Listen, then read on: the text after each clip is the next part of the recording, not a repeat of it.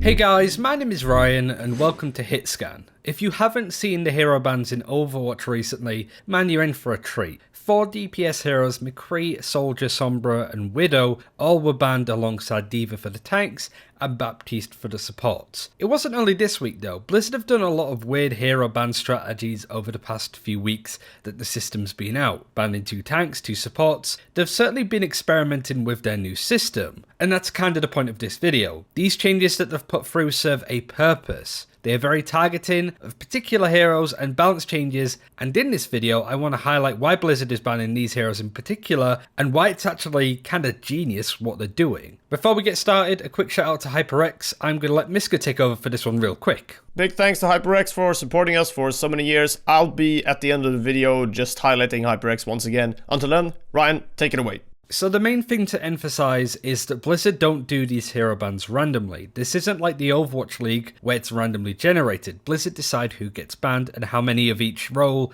gets banned too. So these heroes were specifically targeted in order to do something. So what is that something? Well, let's look at what all of these heroes have in common. All of the DPS heroes barring Sombra are hit scan, and they also all like to fight mid/long range. This even includes Baptiste to an extent. D.Va was also removed, who is great at countering these hit scan heroes as well. So who does it leave for the DPS? Well, it leaves a few dive DPS options like Tracer and Genji. It leaves the only sniper being Hanzo, and doesn't do anything really for the close quarter DPS of Mei, Reaper and Doomfist. But I don't really think that's who these bans are affecting, nor who they're targeting. In fact, I think it's 2 DPS that are very much in Blizzard's sights, Pharah and Ashe. Both heroes suck, and they have sucked for quite a while in the past if you're looking at the bigger picture of the game.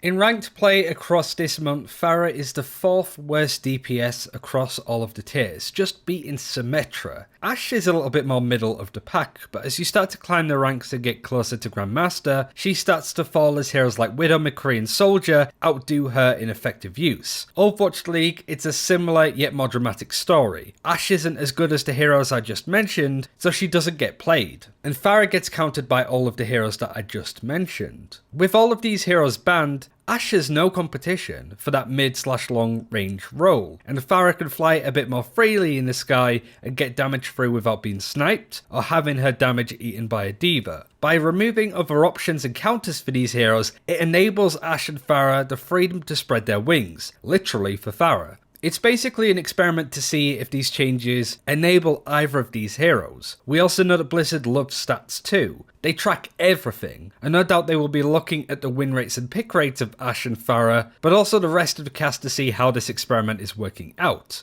It's Blizzard effectively taking these 2 DPS, putting them in a vacuum and seeing who's better and who's worse. It's less of a Super Bowl and more of a toilet bowl between Ashe versus Pharah. But I also feel that this is a super important aspect. Blizzard have paved the way for Ashe and Pharah to be a lot better, to be picked more and get a better win rate. But if they don't, and they barely improve without any competition from McCree, Soldier and Widow, then Blizzard need to make changes to these heroes. They're leading these 2 horses to water, and if neither of them drink, then they need to upgrade them. And that's what I actually really like about hero bans. It allows balance and interaction to work more in a vacuum, like I mentioned, and I think there's a really good example of this for Blizzard that happened in Overwatch League. In the first week of hero bans, McCree was the DPS taken out, and this didn't enable a completely different meta of sorts.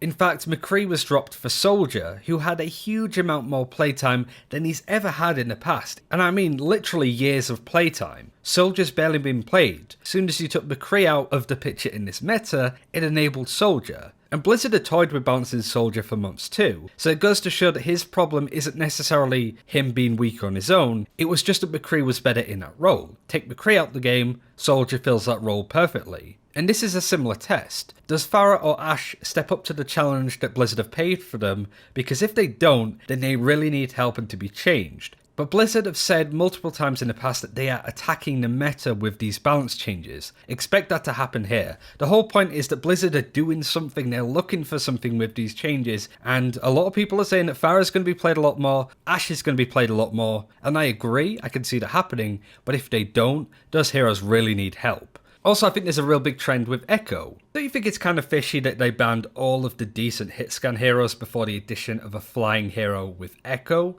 Maybe they are prepping for a launch by sticking Ashe and Pharah in a vacuum, seeing how they are affected, and if they still suck, bring them up to par before Echo gets added into the game and ruins everything for all of these heroes. A lot of people are concerned that Pharah is going to be made completely irrelevant by the addition of Echo. To an extent, I agree. So maybe this is Blizzard's opportunity for them to quickly nip Pharah and Ashe in the bud before they add another hero that's going to try and fill up that slot. Speaking of Ashe, she was nerfed on the PTR. Her sticky bomb damage was decreased by 5 each, and her duplicate ultimate cost was increased by 16%. Now, I think this only affects the duplicate cost. I don't think it increases how long it takes you when you duplicate a tracer to get a pulse bomb. I don't think it increases the cost of that by any stretch, but that could be another thing that Blizzard could do. This isn't going to be the last change that we see for Echo. I think she's going to be hit by a million paper cuts that are disguised as nerfs, and I think that could do a lot of damage to her in the future. I don't think she's as broken as people make her out to be, but maybe Blizzard are a bit nervous of that, which is why they banned all of the heroes that I just mentioned. Ashe also did have a change to her. It's more of a quality of life thing, with how her sound better lines up to when she can shoot again. Not really anything to have a song and dance about, but it's still something, and I think it's definitely the direction that they have to be looking.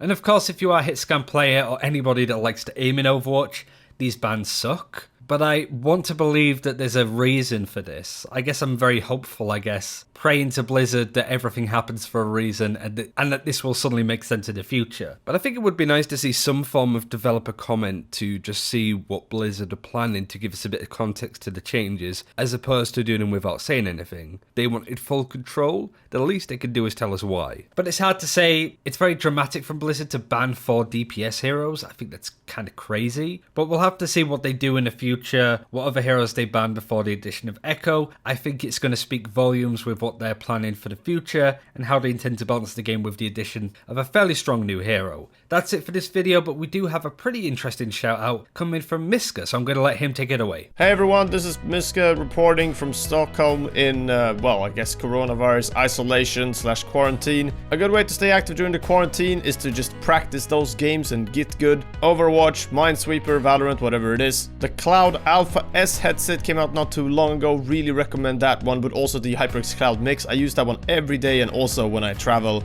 I also use their new wireless mouse, the HyperX Pulsefire Dark, which I'm really liking personally. I think mice are very personal, so you can try out either that one or some of the other ones, and yeah, if you're buying through Amazon or something like that, you can always return it and try another one if you didn't like it. So yeah, a lot of good stuff. Check out the HyperX link in the description. Goodbye, and keep washing your hands, guys. Thanks Miska, thanks HyperX, and thank you guys for watching. Take care, stay safe, and see you then.